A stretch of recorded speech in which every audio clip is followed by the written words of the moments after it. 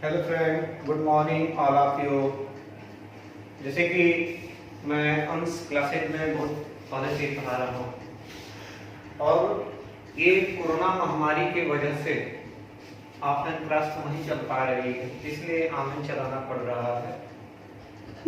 और मैं आप सभी को क्लास 10th का फिजिक्स का जो फर्स्ट चैप्टर है प्रकाश, उसके बारे में बताने जा रहा हूँ।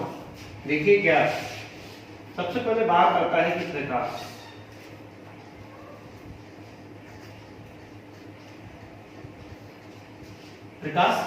कहते किसे बताएंगे। प्रकाश एक प्रकार की ऊर्जा है।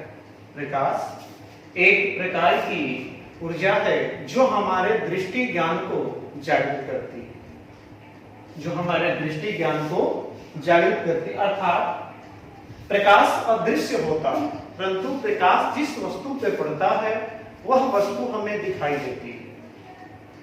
इस हिसाब से हम ये भी कर सकते हैं कि प्रकाश एक विद्युत चुंबकीय तरंग होती है। अब तरंग की हम बात कर रहे हैं कि तरंग क्या, विद्युत चुंबकीय तरंग की हम बात कर रहे हैं, तो तरंग जो होती है हमारी यह दो प्रकार की होती है। एक होता है विद्युत चुंबकीय तरंग, विद्युत चुंबकीय तरंग होता है, और एक आपका होता है यांत्रिक तरंग। यांत्रिक तरंग। अब इन दोनों में फर्क ये होता है कि इसको चलने के लिए किसी न किसी माध्यम की आवश्यकता होती है। ये बिना माध्यम का नहीं चल सकता, जबकि विद्युत चुंबकीय तरंगें जो होती हैं इनको चलने के लिए किसी माध्यम की आवश्यकता नहीं होती है। जैसे में आपका आता है प्रकाश।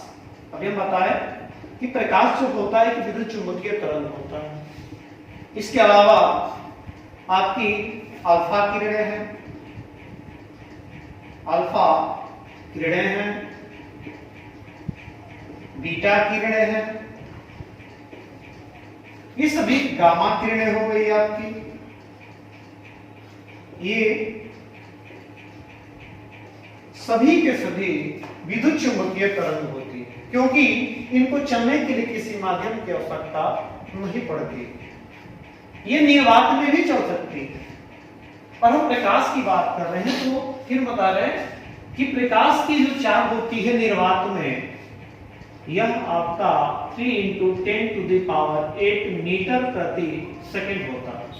निर्वात एक शब्द आता है कि निर्वात कहते किसे, निर्वात किसे कहते हैं। तो आप याद रखिएगा कि निर्वात का मतलब ये होता है कि जहां गुरुत्वाकर्षण कार्य न करता हो, जहां ग्रेविटी कार्य नहीं करती है, उसे हम निर्वात कहते हैं। ऐसे भी कर सकते हैं जहां एक्शन का कोई रिएक्शन ना हो, क्रिया कोई प्रतिक्रिया ना हो, उसे निर्वात कहते हैं।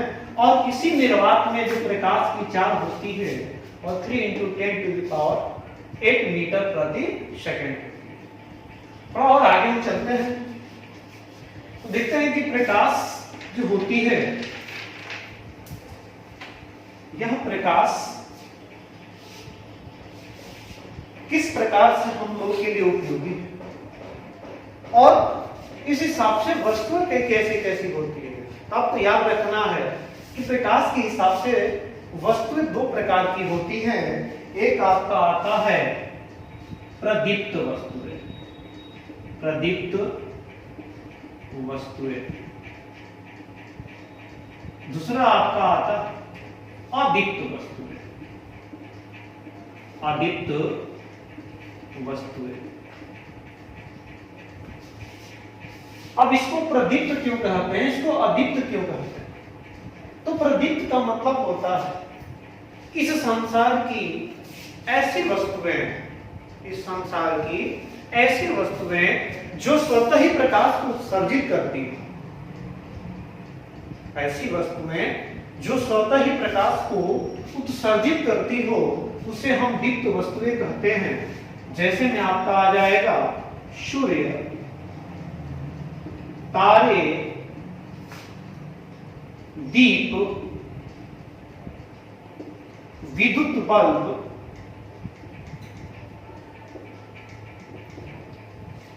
इत्यादि। ये सब के सब आपके प्रदीप्त वस्तु है, क्योंकि यह स्वतः ही प्रकाश को उत्सर्जित करती है, अर्थात इनको प्रकाशित होने के लिए किसी अन्य माध्यम की आवश्यकता नहीं पड़ती। अब बात करते हैं कि अदीप्त वस्तुएं क्या होती है। तो आपको याद रखना है कि इस संसार की वे सभी वस्तुएं जो स्वतः ही प्रकाश को उत्सर्जित न करती हो, किसी अन्य माध्यमों से प्रकाशित होती, अर्थात दिखाई देती हो, उन्हें अदीप्त वस्तुएं कहते हैं। जैसे पहला आपका आता है पृथ्वी, दूसरा आपका आता है ग्रह, तीसरा आपका आता है पेड़ पौधे, और भी जैसे मेज, कुर्सी, हम लोग की बॉडी जो होती है, ये भी अदीप्त वस्तु है। क्योंकि जब तक हम लोगों के शरीर के ऊपर या पृथ्वी के ऊपर, ग्रह के ऊपर, पेड़ पौधों के ऊपर, इसके अलावा ये भी कह सकते हैं हम लोग कि चंद्रमा भी एक आपका अदीप्त वस्तु है, क्योंकि चंद्रमा के पास स्वतः का प्रकाश नहीं होता। चंद्रमा के ऊपर जब सूर्य का प्रकाश पड़ता है तब जाकर चंद्रमा हमें दिखाई देता है। उसी प्रकार पृथ्वी, आप देखें कि दिन और रात जो होता है, तो जब सूर्य का प्रकाश पड़ता है पृथ्वी पर तो दिन का समय होता है और वस्तुएं आपको सारी दिखाई देती है। ग्रह की हम बात करते हैं तो ग्रह भी आपके क्या है, अदीप्त, क्योंकि कोई ग्रह पर कोई चीज दिखाई देती है, वहां की मिट्टी दिखाई देती है, वहां धूल के कण दिखाई देते हैं, तो वह सभी के सभी किसी अन्य, मतलब सूर्य के प्रकाश जब पड़ता है तभी दिखाई देता है। हम पेड़ पौधों की बात करते हैं, पेड़ पौधों के पास भी ऐसा नहीं है कि स्वतः प्रकाश उत्सर्जित करते हैं और दिखाई देते हैं। जब पेड़ पौधों पर प्रकाश पड़ता है तो वह पेड़ पौधा दिखाई देता है। ऐसा तो है नहीं कि रात में भी आपको दिखाई दे।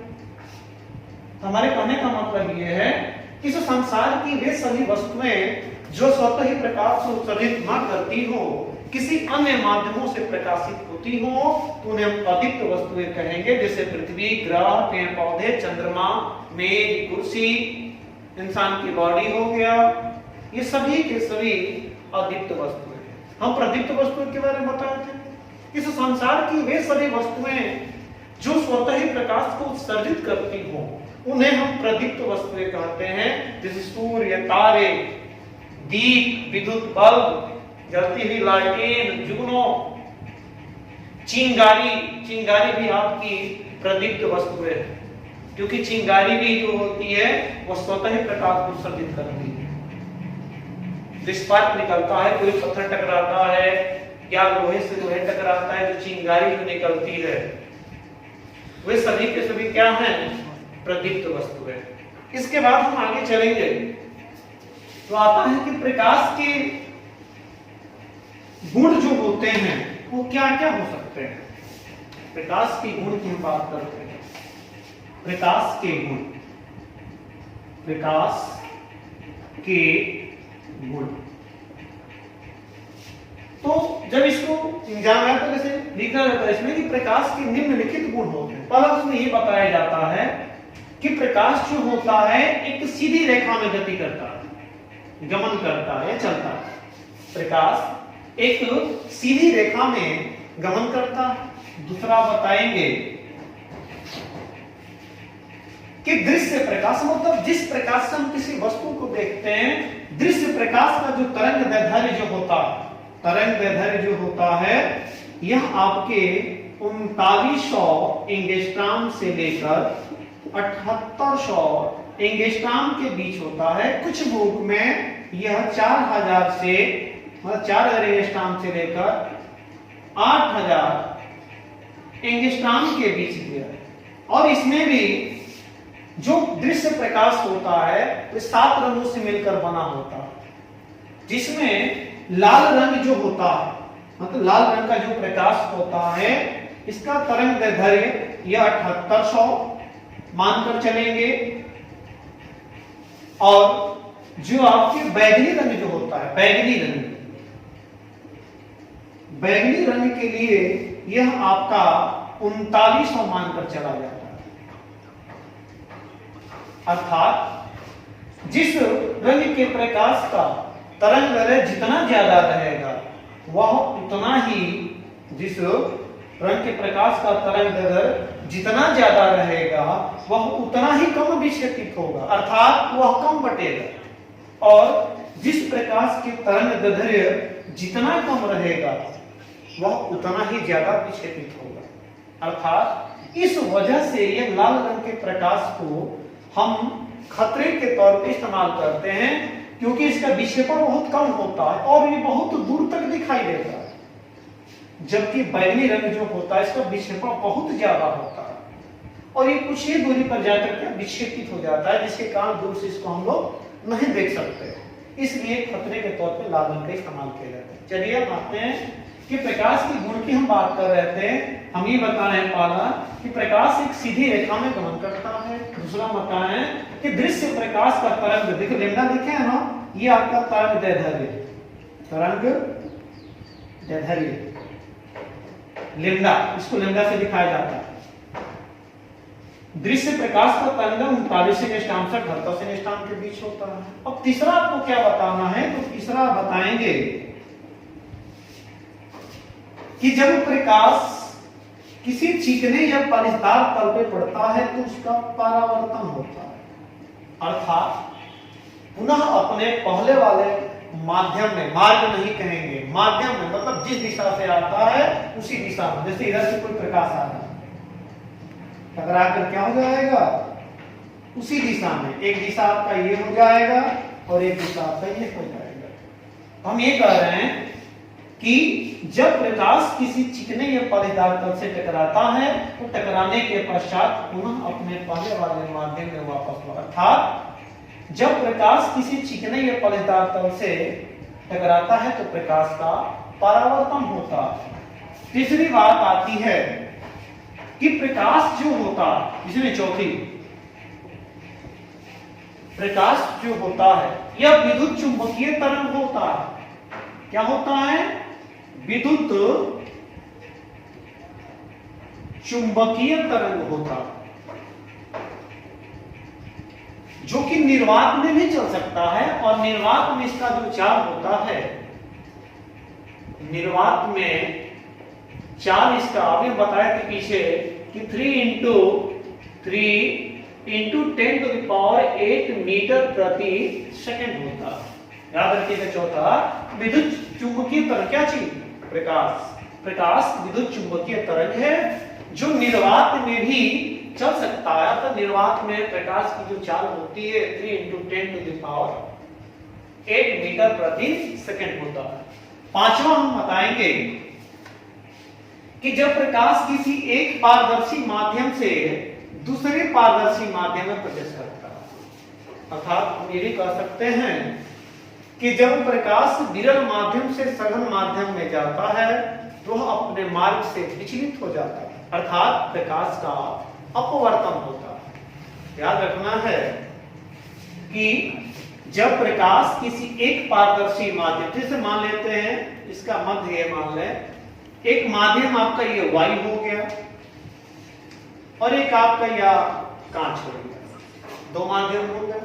तो प्रकाश मान लेते हैं कि वायु से जाएगा, और ये बता रहे हैं कि जब प्रकाश एक पारदर्शी माध्यम से दूसरे पारदर्शी माध्यम में जाता है तो प्रकाश अपने मार्ग से भटक जाता है, अर्थात प्रकाश का अपवर्तन होता है।